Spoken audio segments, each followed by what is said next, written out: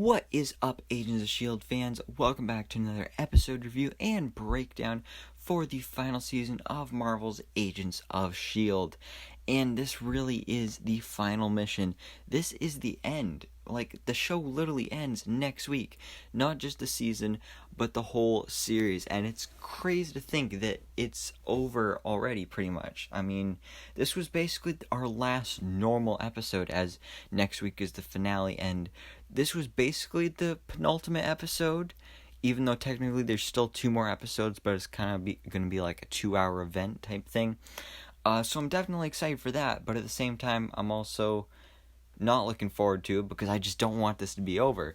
But this episode was really great, and it definitely did a lot to set up for the finale, and definitely, finished off where last week's episode ended, with pretty much everything going haywire, because we saw that Malik's forces ended up kidnapping Simmons and stealing the Zephyr, but then in the process also leaving the S.H.I.E.L.D. team at the lighthouse with very few options left to stop Malik and the Chromicon predictor Sibyl.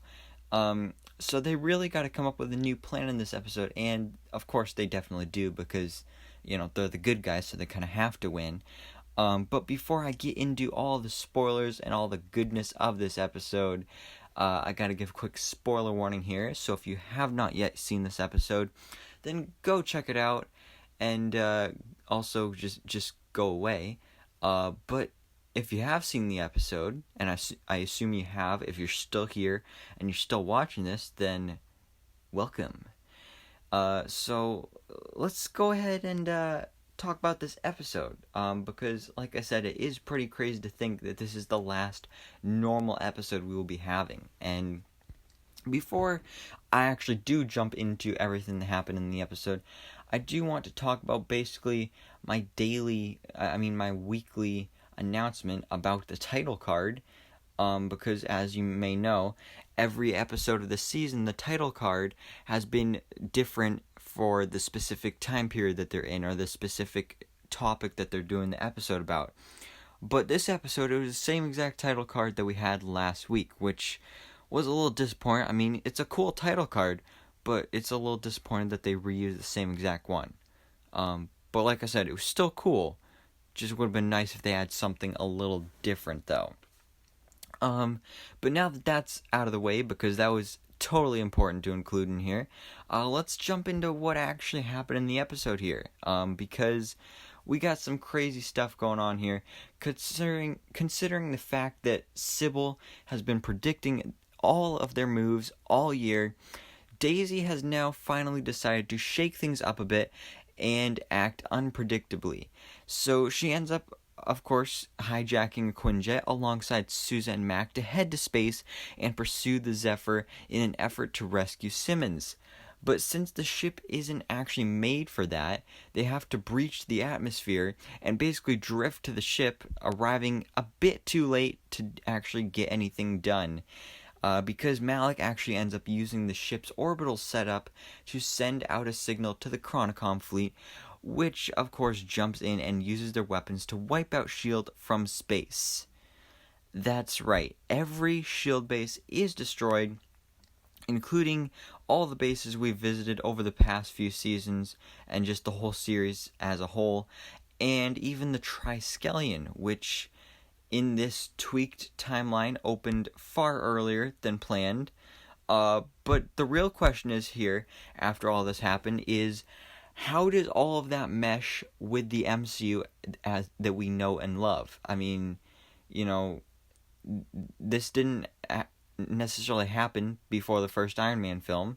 I mean, the Triskelion was still there, so this doesn't necessarily mesh with the MCU timeline. So I'm just hoping that by the end of the series, by the end of next week, this series and these characters will be officially meshed into the correct timeline with Avengers Endgame and all the MCU, because we actually find out that this is not the OG timeline, and we literally find this out from Daisy's sister Kora as she explains to the team, after she turned herself in, of course, that they're living in an altered timeline now, which means basically that even if they could make one more jump back to 2020, it'd be completely different and drastically changed from the one where they left. And a splintered timeline, now separate from the MCU proper, I mean, it's a pretty wild move, though it makes sense because S.H.I.E.L.D. has really always played by its own rules, and spinning itself off for the last batch of episodes here really means anything is possible now, and it seems there are no rules. Like, they had rules, but they were like, we don't need those, so they just threw them out the window, and now no rules, bye-bye. So, it really is a bold move, and I hope that they are able to bring it back into official canon with the MCU, because right now they're kind of not. But Kora, like I said, she was the one that explained all of this stuff, but she also claims that she wants to get to know Daisy, but she's definitely hard to read because she uses her abilities to knock down the firewall at the lighthouse, which allows Sibyl to hack her way into the base computers and access all the S.H.I.E.L.D. base locations, so they can wipe them all off the map. But Kora also makes an offer to the team, like, just to join her and wipe off a list of baddies, including young Grant Ward, to try and make a better future, which is basically Hydra's Project Insight from Captain America the Winter Soldier just a few decades earlier, which we actually saw a few episodes ago as well. But May also makes an effort to reach Kora in this episode, showing her the body of her mother who was killed last week by Malik, though she genuinely seems really distraught here and even kills one of Malik's men along the way, because she eventually, by the end of the episode, teleports back to Malik. I mean, it's just so hard to know if she's playing her own game or not, and she's just getting a little confusing here because, they were setting it up for her to have a redemption story here, join the S.H.I.E.L.D. team, but then she all of a sudden just goes back to Malik, and then we get this super cringy ending scene with those two, of them sharing a kiss, and it was like, it wasn't necessarily awkward, it was just kind of weird, because it's like, when you normally see a kiss between two characters on a show or a movie or something like this, it's sometimes like you can feel the romance and the love between them, but with these two, it was more like you could feel the evil and the hatred between those two. Like, I guess they all of a sudden love each other, but they also love the evilness. Like, this is just an evil kiss. Like, evil. Like, that's not good. That's just wrong. And it just felt weird and just evil. Like, evil. But anyway, let's move on from the evil kiss. Because we also have an excellent fake out having Deke hide out in the Zephyr here, possibly setting him up to be the hero to free the ship, as I was hoping would happen in this episode, but then he just gets caught in the first 5 seconds of the episode. But that is only after he drops a few die-hard quips, of course. Instead, he's used as leverage to beat up and torture Simmons, as Malik uses the Chronicom tech to try and dive into Simmons' mind and figure out where Fitz has been hiding. And I love how when Deke first shows up here and, like, Malik or one of his henchmen first throws him into the room, Deke is just like, hey, Nana, how's your day been? Like, just so natural, like, hey, how's your day been? But this is probably one of the biggest parts of the episode here, because Nathaniel actually does make some progress here, and we actually finally get to see Fitz again with these flashbacks to their time building the time machine. And they talk ominously of some blood work, as Fitz recommends they take some time off to spend together, since once the time drive is complete, they can always jump back to where they need to go. And there's definitely an awful secret brewing around Fitz, and it gets scarier by the week, and it's like every moment of this scene, it just gets me more convinced that maybe Fitz actually is dead. I mean, with that blood work mention has to be something very important. So my theory is either Fitz is dead and there was something wrong with his blood, so now he's dead, and that's the one I'm really going with. Like, Fitz is probably dead. Or there's always the other slight possibility that Simmons is pregnant, and that could also be the blood work thing and why they would want to take some time off to, have a baby and stuff. So I guess that's always possible as well. But I'm getting scared for Fitz and Simmons. Like, is Fitz dead? Are they ever going to be reunited again? I really hope they are. Like, for their sake, they really need to have a happy ending. That's one of the few things I'm really hoping we get out of this season finale, or just series finale, is that these two have a happy ending. So I am really, really hoping for that. But I don't really know. So let me know down in the comments below, guys. What do you think about this? Do you think Fitz is alive? Do you think he's dead?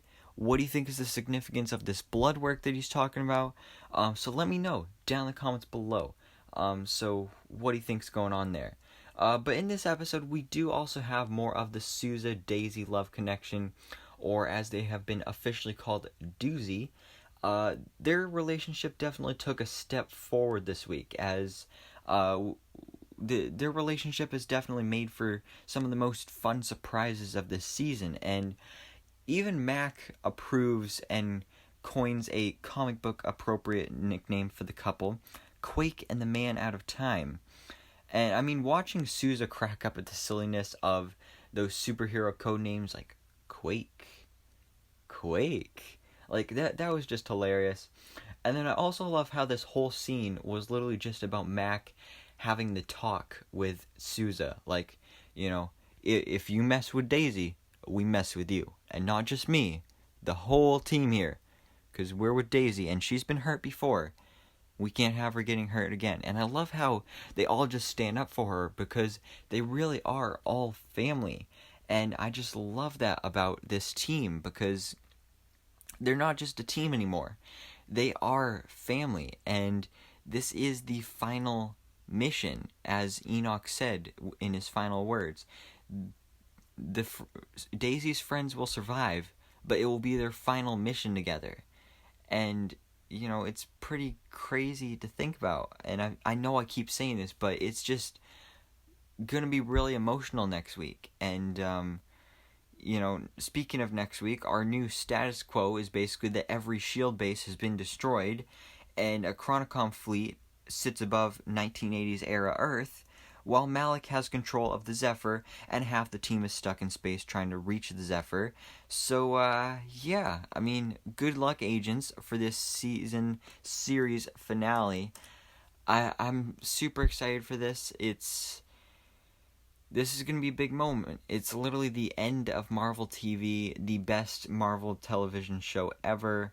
I mean, well, maybe not as good as Daredevil, but I mean, that's if you canonize that and, like, categorize this as Marvel TV. But yeah, this is the end of Agents of S.H.I.E.L.D. There were some big reveals in this episode. Lots of stuff going on, lots of stuff setting up for the season series finale. And yeah, I mean, there's so much going on here, and I'm just at a loss for words. So yeah, I mean, you guys got to help me out here. Let me know down in the comments below all of your predictions for this series finale of Marvel's Agents of S.H.I.E.L.D. What do you think will happen? What do you think will happen with Fitz and Simmons? What do you think will happen with Malik and Kora, whatever's going on there? What about Doozy? What do you think's going on there? And most importantly, what do you think Enoch's final words really meant? They will survive, but this will be their last mission together. So, like I said, let me know all your thoughts and theories down in the comments below. This was a great episode. I really loved it. So, thanks so much for watching this video. Please drop a like if you enjoyed this video, and hit the subscribe button so I can keep you up to date on everything that goes on in the Marvel life.